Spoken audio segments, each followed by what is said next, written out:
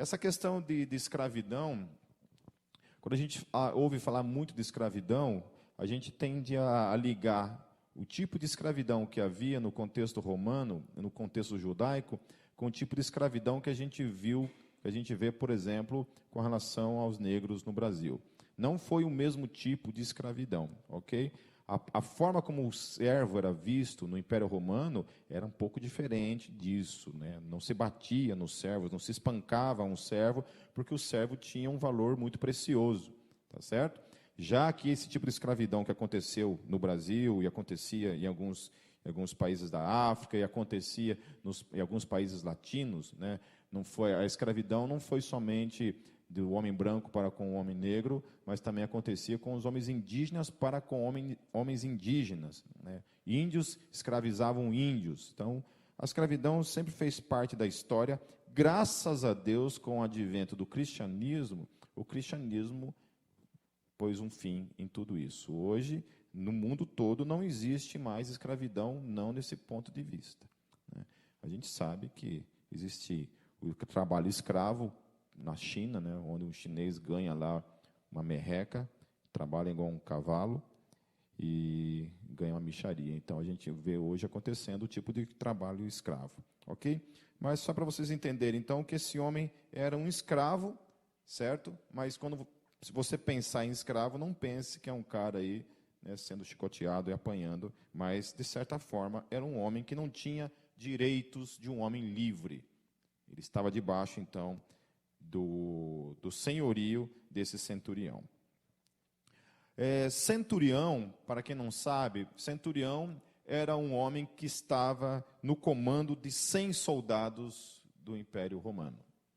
Então, haviam 3 tipos de classificação ali no Império Romano, que eram os centuriões, os cortes e as legiões, ok?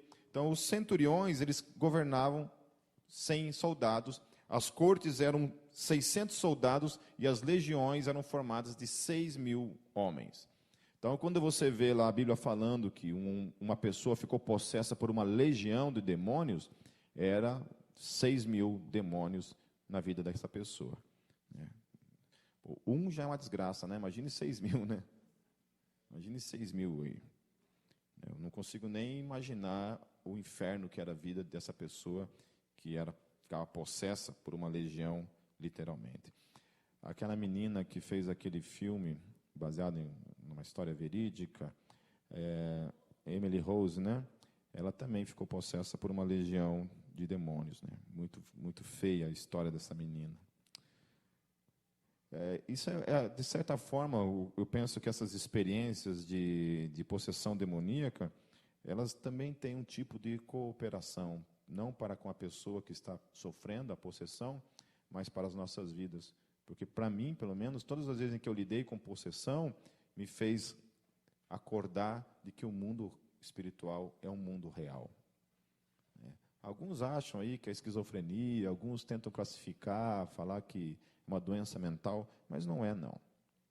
Não é não, porque quando a gente expulsa em nome de Jesus, a pessoa automaticamente volta a ficar sã, lúcida, e a maioria das vezes nem lembra do que se trata. O pastor Caio Fábio, inclusive, na conversão dele, ele fala isso, né, que ele ficou possesso. Ele se converteu numa igreja Assembleia de Deus, se não me engano, e aí recebeu o Cristo. Quando ele chegou em casa, ele caiu. E ele sentiu que não tinha domínio nenhum do corpo dele, e o corpo dele era arrastado por tudo o que era canto. E aí quem acabou expulsando e libertando ele das garras de Satanás ali foi o pai dele, que já era cristão, tal, entrou ali e expulsou esse demônio. Então, às vezes é bom, né? Satanás se manifestar aí para dar um avivamento na nossa vida, né? Para a gente perceber que o mundo espiritual é verdadeiro. Então, quando se trata dessas questões sobre a existência de Deus, o crente que realmente vivencia uma vida mística, de busca, e se depara com situações como essa, não tem dúvida nenhuma acerca da existência de Deus, baseado nas questões da existência do mundo sobrenatural. Do mundo sobrenatural. Uma pessoa, quando está possessa por um demônio, faz coisas que nenhum ser humano normal faz, né? Ninguém consegue subir numa parede, escalar uma parede, nem com mágica não consegue fazer isso, né? Então, a gente vê coisas feias mesmo acontecendo. Essa mesma menina da Emily Rose aí, foi horrível a história dessa menina. Para quem é fraco, como eu aconselho nem assistir documentários acerca dessa história aí, que tem lá no YouTube aos montes. Lá. Uma vez eu inventei de assistir isso daí, fiquei uns 3 meses sem dormir direito. O bom foi que comecei a orar mais. Orar assim, Senhor Jesus, eu acredito mesmo que o mundo espiritual é real, não precisa me mostrar mais nada. Continuando então, versículo 3 em diante, ele ouviu falar de Jesus e enviou-lhe alguns líderes religiosos dos judeus, pedindo-lhe que fosse curar o seu servo. Chegando-se a Jesus, suplicaram-lhe com insistência: este homem merece que lhes faça isso, porque ama a nossa nação e construiu a nossa sinagoga. Este homem era um homem incomum ao seu tempo, porque em seu tempo, homens em sua posição consideravam vergonhoso uma atitude como essa que ele tinha.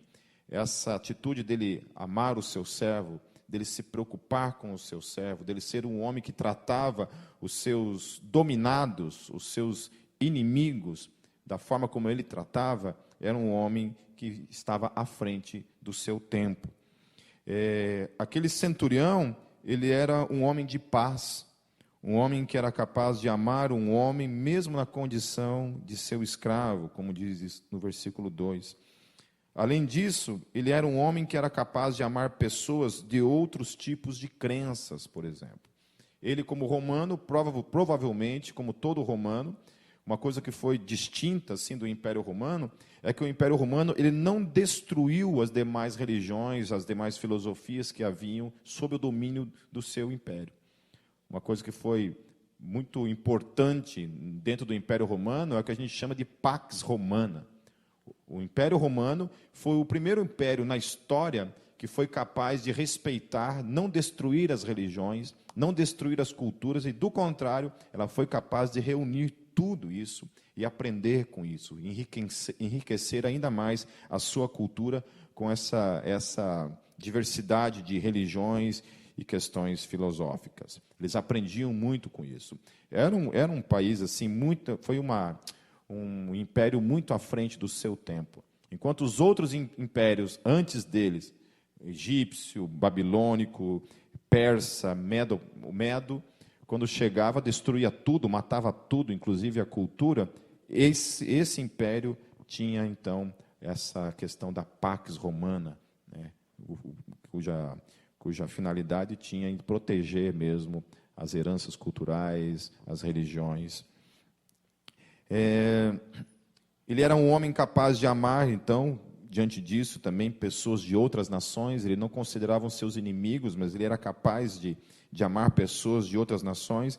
Ele também foi um homem capaz de, inclusive, cooperar na construção de uma sinagoga. Né?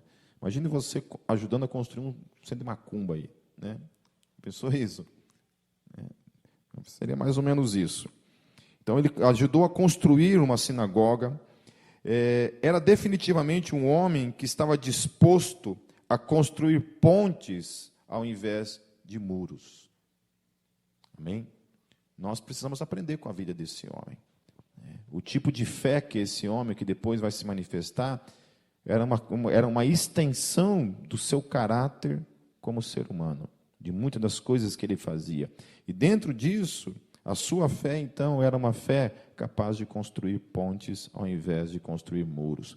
Eu tinha um amigo, tenho ainda um amigo em Foz do Iguaçu, que ele era agnóstico, e ele sempre gostava de tirar uma onda com a questão da fé cristã, né? Às vezes ele lidava com situações na rua, com outros crentes, ficava indignado e vinha descontar em mim a frustração dele e a raiva dele com relação aos evangélicos. E ele ficava tirando um sarro: como é que é essa questão aí? É só se batizar e está tudo certo? E eu muitas vezes tinha que ficar criando essas pontes com ele para tentar deixar claro para ele o que era verdadeiro e o que não era. Então você constrói pontes. Primeiramente, você constrói pontes e nunca muros entre você e as demais pessoas. É isso que esse homem fazia. Ele era um homem que preferia a paz ao invés da guerra. Ele era um homem que preferia a tolerância ao invés da intolerância.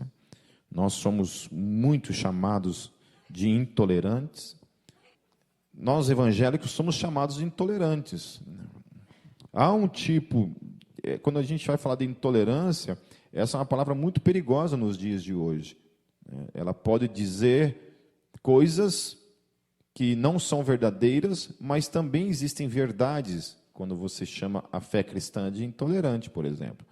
E o duro é quando você mistura todos os significados numa coisa só, e aí a gente fica difícil até mesmo de defender. Por exemplo, obviamente que a fé cristã ela é intolerante no quesito a aceitar que existem outros caminhos que levam a Deus. Nesse aspecto, eu não sei nem se a palavra seja intolerância, né? Porque intolerância dá uma impressão que você não pode nem optar por outra coisa. Né? Você não tem o direito de optar. Então, a palavra intolerância ela não compete à fé cristã genuína. Intolerância, obviamente, é quando você tem uma manifestação de intolerância no sentido de privar o outro do direito de não ser cristão, de não querer simplesmente acreditar, de querer ser de outra religião e por aí vai. Que é o que a gente vê, por exemplo, dentro desse sistema islâmico hoje que está acontecendo. Né? Onde a intolerância, aí sim, né, quando você está dentro de um país islâmico, onde a lei de Sharia é dominante, não há espaço para outras expressões religiosas. Do contrário, é pena de morte mesmo para isso. Ele era um homem que preferia, então, construir ao invés de destruir, coisas que o cristianismo não fez, muitas vezes, na história. O cristianismo também destruiu culturas. Quando os portugueses vieram para o Brasil, os espanhóis vieram também, eles foram capazes de destruir culturas em nome da fé cristã. Isso é um legado, é uma mancha na nossa história como cristãos. É uma coisa que todas as vezes em que a gente está debatendo, uma pessoa utiliza esse argumento, a gente fica meio que sem saber o que fazer. Né? Obviamente que eu não tenho culpa dos crimes e nem você do que os outros fizeram. Né? Nós somos responsáveis por aquilo que nós fazemos e ponto final. Ele era um homem que estava atento ao mundo ao seu redor, porque ele tinha ouvido falar acerca de Jesus. Ele era um cara que estava atento às coisas que estavam acontecendo ao redor do seu mundo. Era um homem que estava sendo atraído pela graça de Deus, talvez mesmo que não tenha percebido isso. A graça de Deus estava sobre a vida desse homem, já o atraindo, antes mesmo dele perceber isso, por causa do coração dele. Somente a graça de Deus, gente, mesmo sem que você perceba, é a graça de Deus que produz a bondade no coração humano. Quando Paulo ele fala assim, porque em mim mesmo não habita bem algum. Ele fala isso. Que na minha carne, no homem caído que eu sou, não habita bem algum. E aí tudo aquilo que há de bom no ser humano é fruto da graça de Deus. A graça de Deus, de alguma forma, ela permanece sobre a criação, mesmo ela estando na condição de caída. Por isso que Deus permite que o sol nasça todos os dias sobre homens bons e homens maus. A graça de Deus está aí. Essa é a razão pela qual a humanidade não se autodestrói por completo. Porque se Deus tirasse a graça dele desse mundo, nós nos destruiríamos muito rapidamente. O decreto da morte sobre a humanidade foi uma delimitação justamente por causa disso. Porque você já pensou, seres humanos maus, como nós somos, vivendo eternamente sendo maus? Se nós pudéssemos explorar as pessoas para sempre, nunca teria fim. Um cara que é rico, ele seria rico para sempre. E o cara que é pobre não poderia sair da sua condição. Imagina você ser pobre pro resto da tua vida, que desgraça que é. Está amarrado, viu?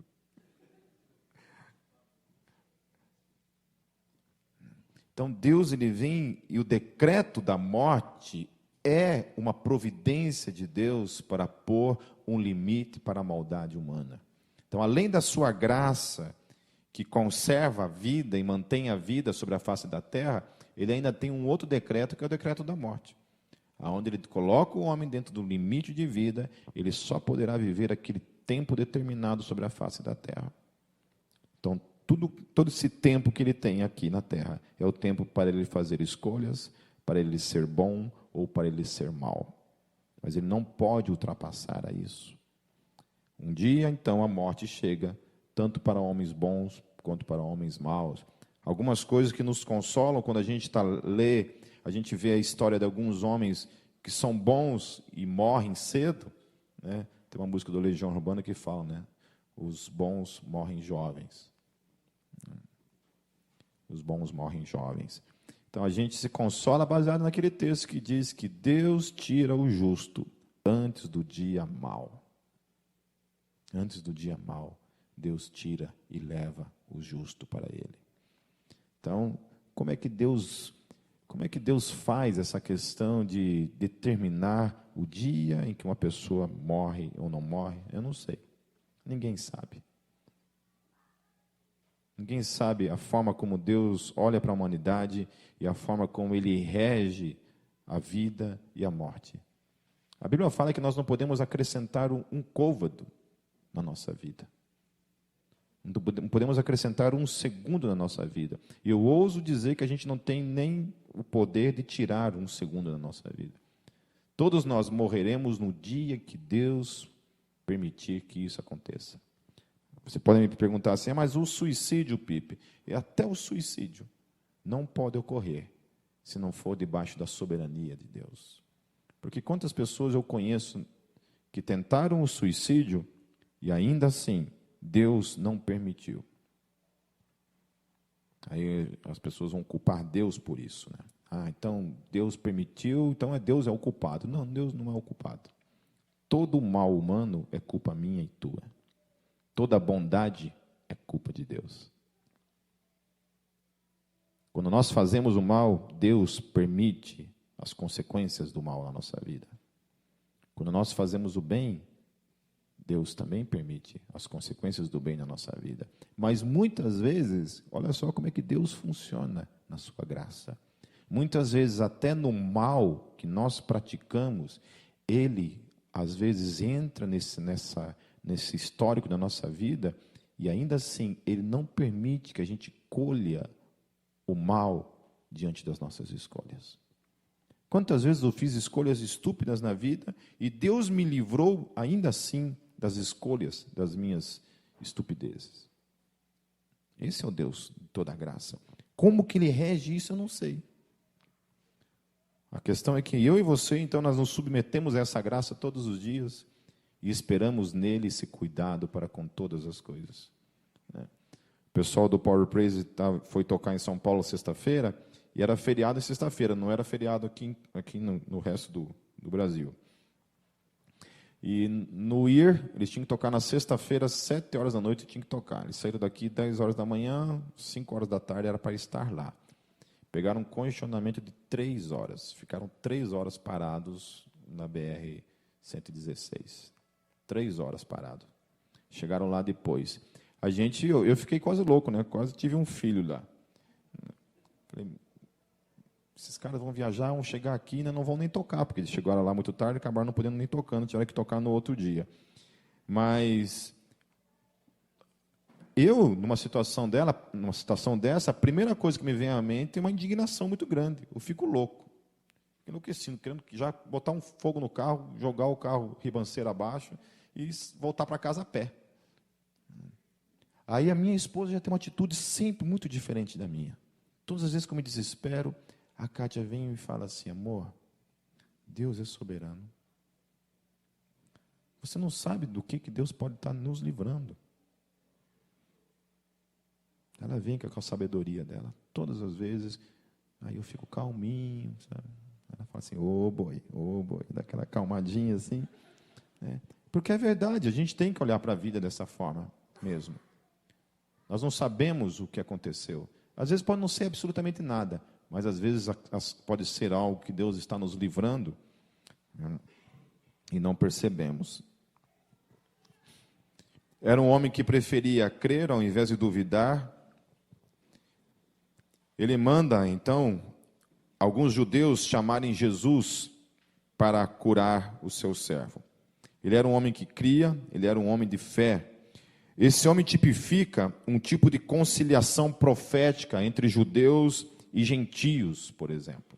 Coisas que depois, algo que depois Jesus faria. Uniria, então, finalmente, judeus com todas as demais raças da face da terra.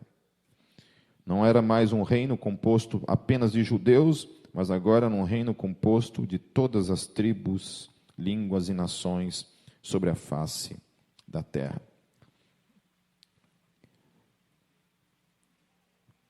É interessante também o fato de Jesus dizer que iria curá-lo. Lá em Mateus capítulo 8, verso 7, Jesus disse assim, eu irei curá-lo. É interessante isso, que Jesus ele se propõe logo de prontidão assim a ir e curar aquele homem. Ele não fica fazendo pesquisa, fazendo questionário, nada. Ele simplesmente se propõe diante de um homem que ele percebe que tem fé. Ele simplesmente sai do seu lugar e diz, eu vou curar esse homem.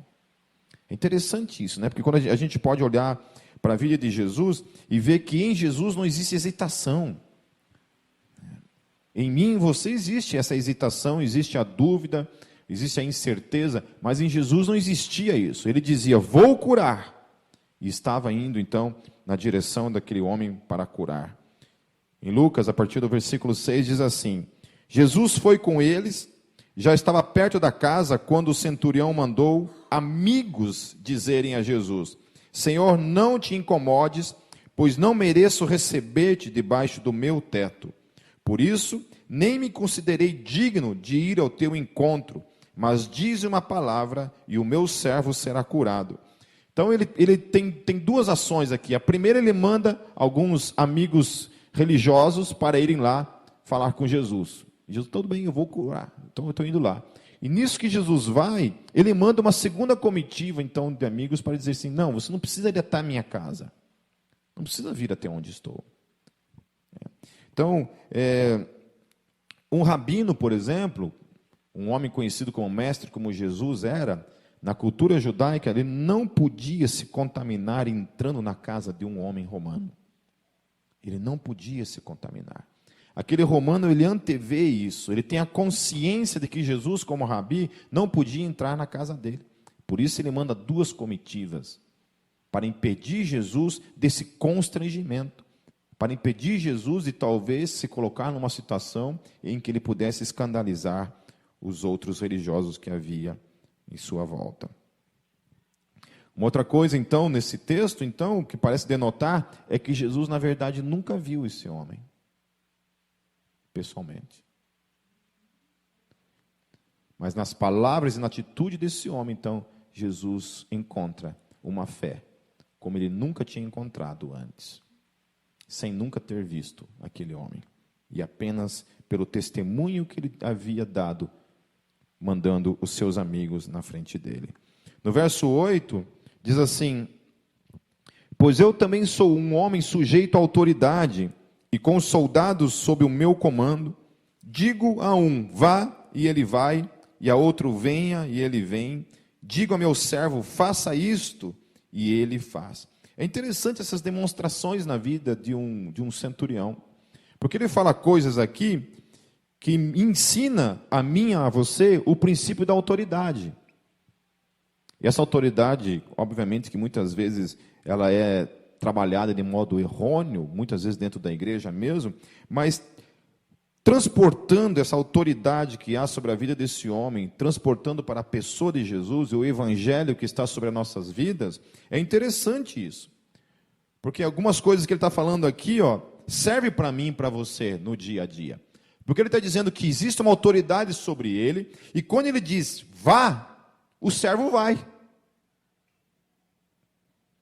Não se coloca em dúvida. O servo não tem o direito de dizer assim, será que vou?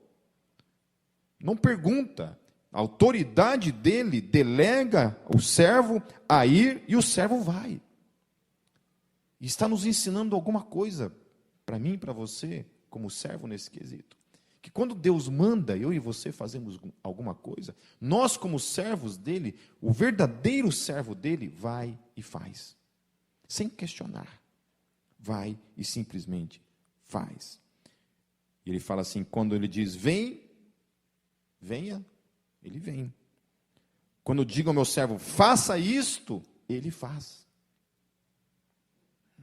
Nós precisamos aprender a vivenciar essa autoridade de Jesus na nossa vida, aprender a ouvir a voz de Jesus e a obedecê-lo para a glória do nome dele.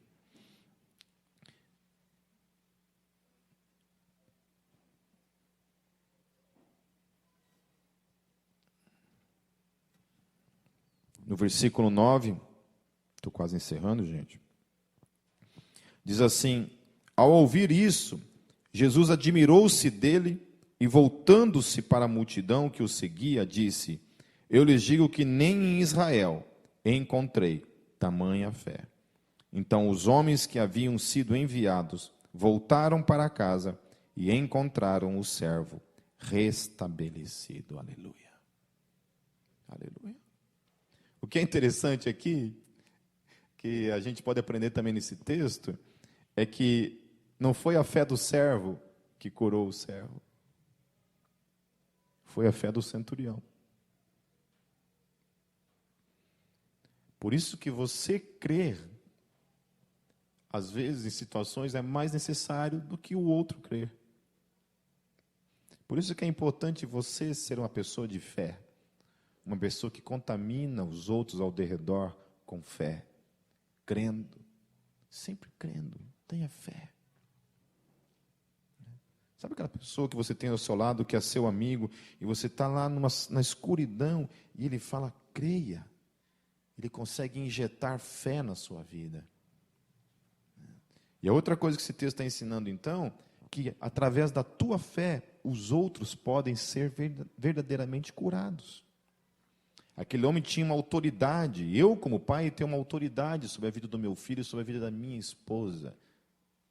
Há uma autoridade em mim como pai e há uma autoridade em mim como marido. Então, essa autoridade ela também pode ser exercida na vida dos filhos, na vida da esposa. E aí, como pastor, existe uma autoridade delegada sobre mim e sobre a vida de vocês, como pastor na vida de vocês.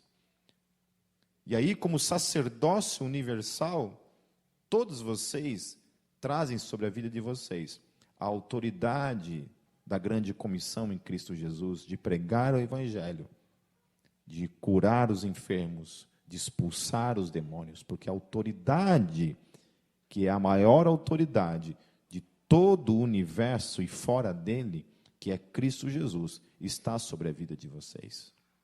Por isso vocês têm esse poder de orar pela vida dos outros, e mesmo que às vezes o outro não creia, você tem o poder de orar, e Deus concede cura por meio da sua vida.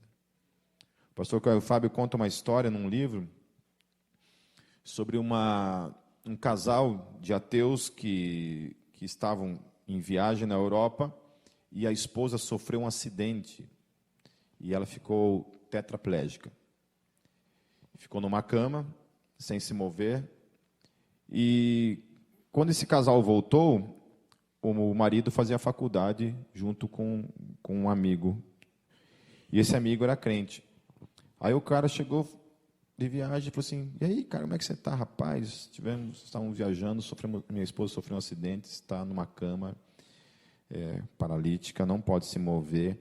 E o amigo falou assim, glórias a Deus. Cara, você é louco? Não, glórias a Deus. Agora você vai ver o poder do meu Deus. Vamos até a tua casa. E foram até a casa desse casal. Chegando lá, esse cara chegou e orou sobre a vida dessa mulher. E essa mulher falou que enquanto ele estava orando, antes disso, aliás, ele falou assim: eu posso orar por ela? Ele falou: pode orar, mas nós não acreditamos no teu Deus. Eu não acredito em Deus. Se você quiser orar, ora, mas eu não acredito. E ele falou assim: mas eu acredito por vocês, então deixa que eu acredito. E ele começou a orar por ela, e ela falou assim que quando ele estava orando, ela ouviu uma voz dizendo para ela jogar o pescoço para trás, para ela tentar de toda forma fazer um esforço para jogar o pescoço para trás. E quando ela fez isso, ela ouviu um estalo na coluna dela inteira, assim. Ela ouviu um estalo e sentiu a coluna dela toda mover. E aquela mulher levantou daquela cama. Foi curada. Imediatamente.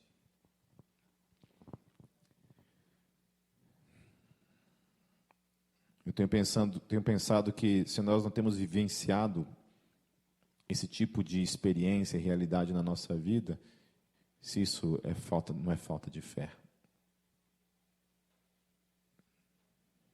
Se a nossa fé não está muito ralinha. Quando Jesus fala que o Brunello estava pregando na semana retrasada, falando sobre a questão da videira, João ele fala assim que aquele que está em mim produz fruto.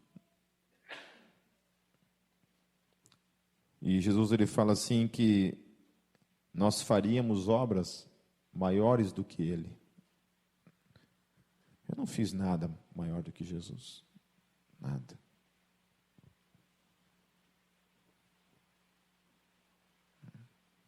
E Jesus falou isso, que nós faríamos, que nós poderíamos fazer isso.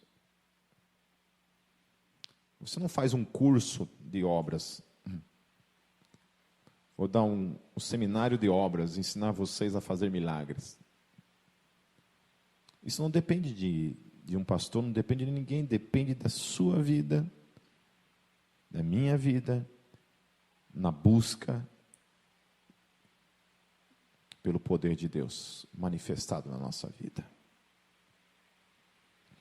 Lá em Mateus, no capítulo 8, versos 11 a 12, há um complemento nessa história que é interessante, que diz assim: eu lhes digo que muitos virão do Oriente e do Ocidente e se sentarão à mesa com Abraão, Isaque e Jacó no reino dos céus. Mas os súditos do reino serão lançados para fora, nas trevas, onde haverá choro e ranger de dentes. Isso me remete também a essa questão de João, quando fala que todo ramo que não produz fruto é cortado e lançado fora. Então, às vezes, a gente se assusta quando vê pessoas que estavam sentadas do nosso lado, que diziam professar uma fé no mesmo Deus que a gente, diziam amar esse mesmo Deus, e hoje não está mais.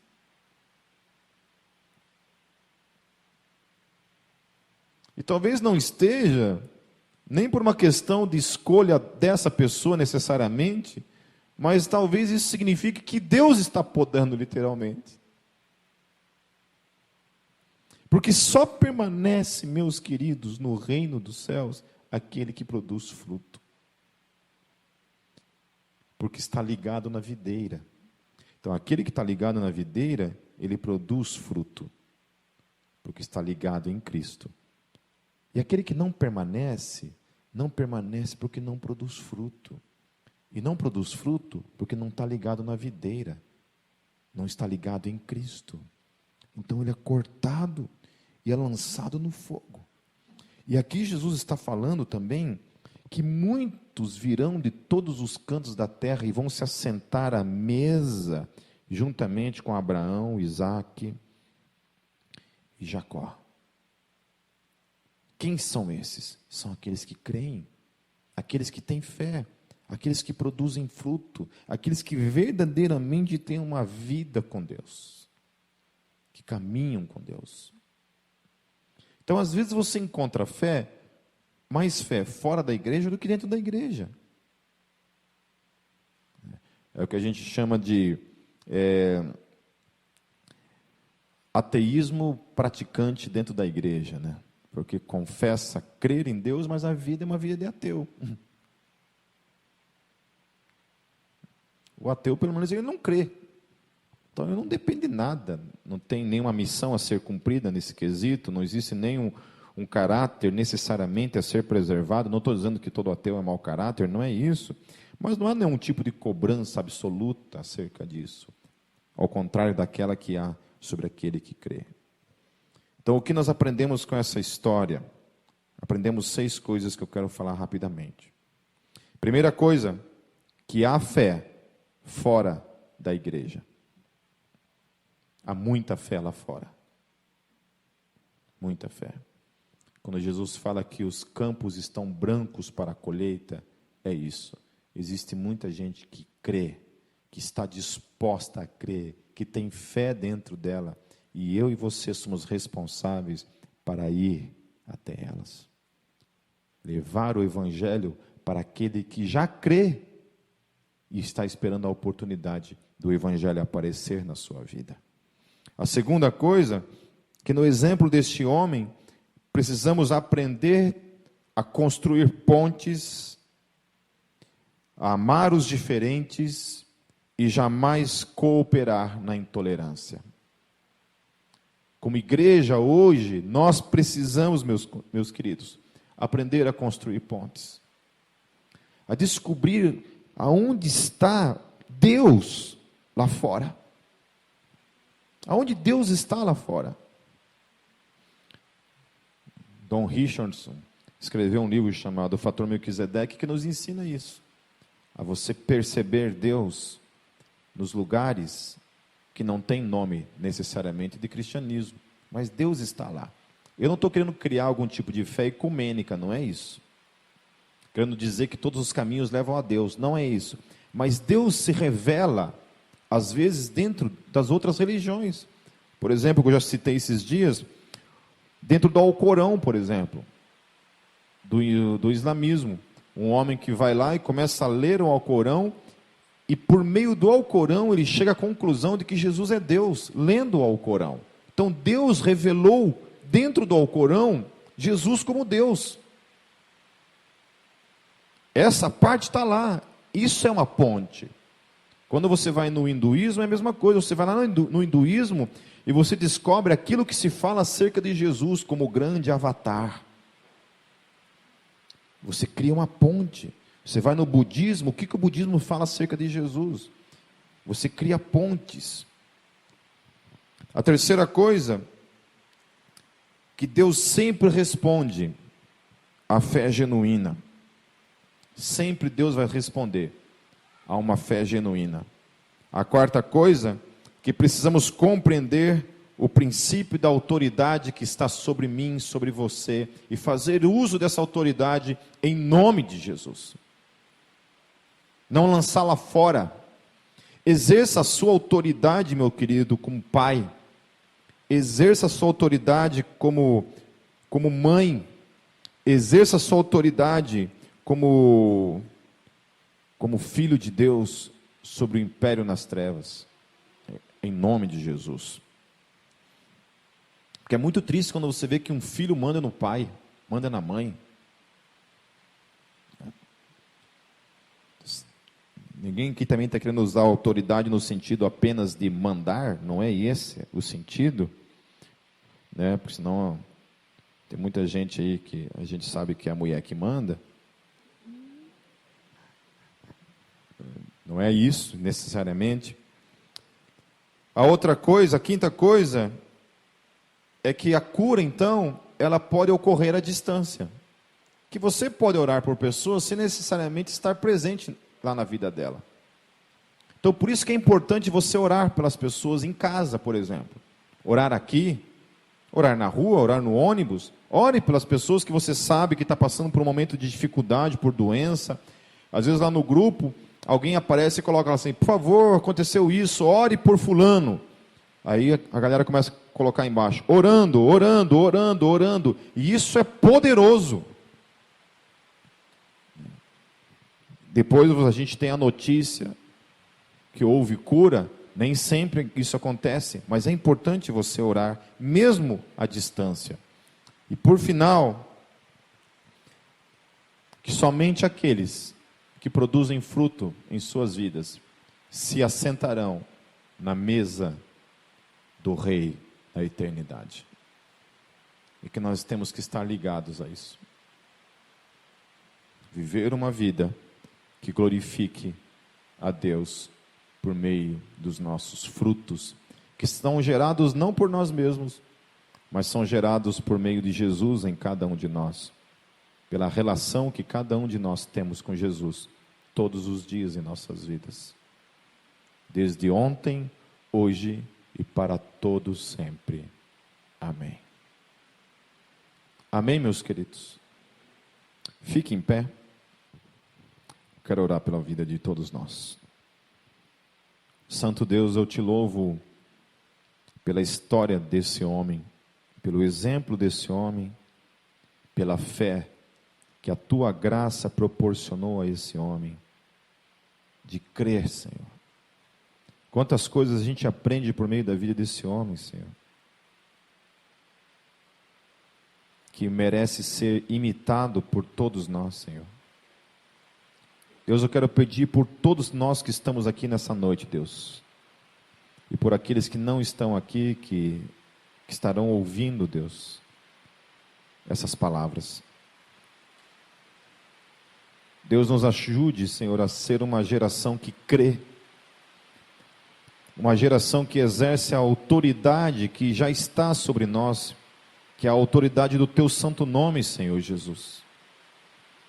A autoridade para curar, a autoridade para libertar, a autoridade, Senhor Jesus, para salvar por meio da pregação do Evangelho, a autoridade para perdoar pecados, Senhor Jesus.